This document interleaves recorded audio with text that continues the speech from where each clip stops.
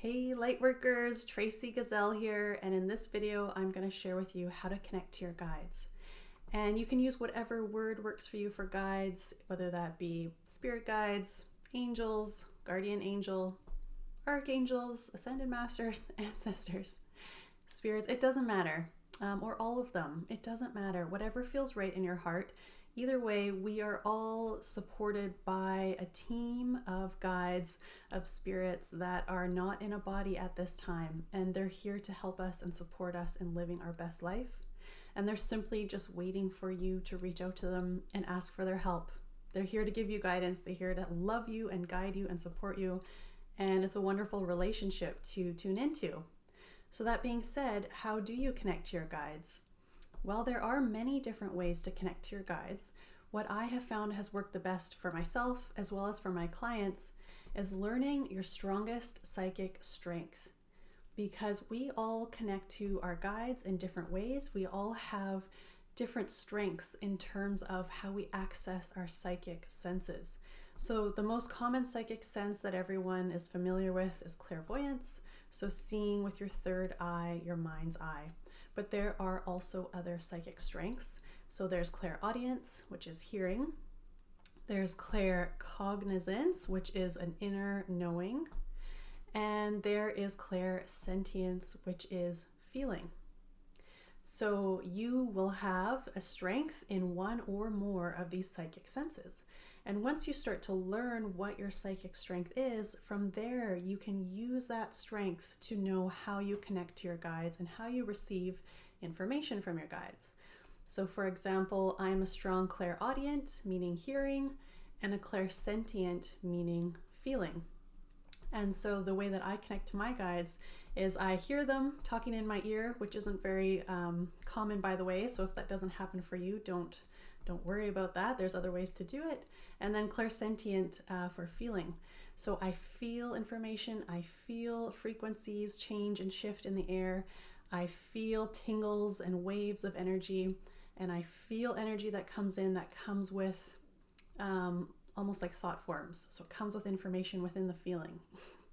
Hopefully that makes sense. And so this all being said, clairvoyance is not my strongest psychic strength, and that's totally okay. I don't know how many people I've spoken to who think that they're not able to do this because they're not a strong clairvoyant. And that just because you can't see clearly with your mind's eye, it doesn't mean that you can't do this, but it also doesn't mean that that skill cannot be developed. Because as you practice this, as you do it every day and you start to notice and fine-tune what the different psychic strengths are, you also start to build them, just like a muscle going to the gym. So your clairvoyance will get stronger, your clairaudience will get stronger, all of them will get stronger. So once you have that foundation of knowing what your strongest psychic strengths are, from there you can start to call your guides forward. So you ask them to come forward, you ask them to answer questions for you, or you ask them to give you nudges or signs or information according to your psychic strength to answer your questions. So for example, if you were asking a question of what you should do in terms of a right next step, if you're clairvoyant, you would ask to see the information, maybe see an image, see a flash, see a color. If you're clairaudient, you'd ask to hear it, of course. That's the easier one. If you're a feeler, clairsentient, you would ask to feel something. So feel tingles, feel warm, feel cold. And if you're claircognizant, you would ask to know something. So that would be either knowing the right next move with like a gut instinct or an inner knowing without an obvious explanation of why you have that inner knowing, but you just have that inner knowing. You have that conviction of what is your right next step. So as you can see, there are many different ways to connect to your guides. And again, this is only one method. There's also many others. If this is something you're wanting to do, and again, I highly encourage it because it's absolutely life-changing. You have access to these guides, this spirit team, who have always been by your side, who've known you probably longer than you've known yourself because they've known you since before you were born into this lifetime. They have so much guidance and love and information to share with you. I really want everyone in the world to connect to their team of spirit guides and angels, and it's part of my actual personal mission.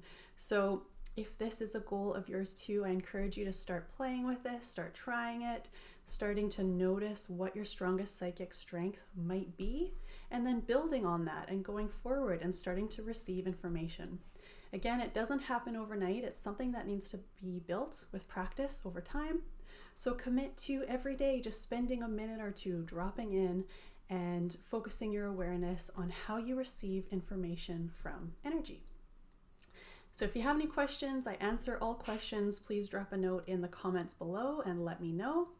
And don't forget to like and subscribe to my channel if you found this helpful, because I'm always sharing new content all the time, helping you connect your guides, helping you be your highest self, helping you remember your purpose here in this lifetime.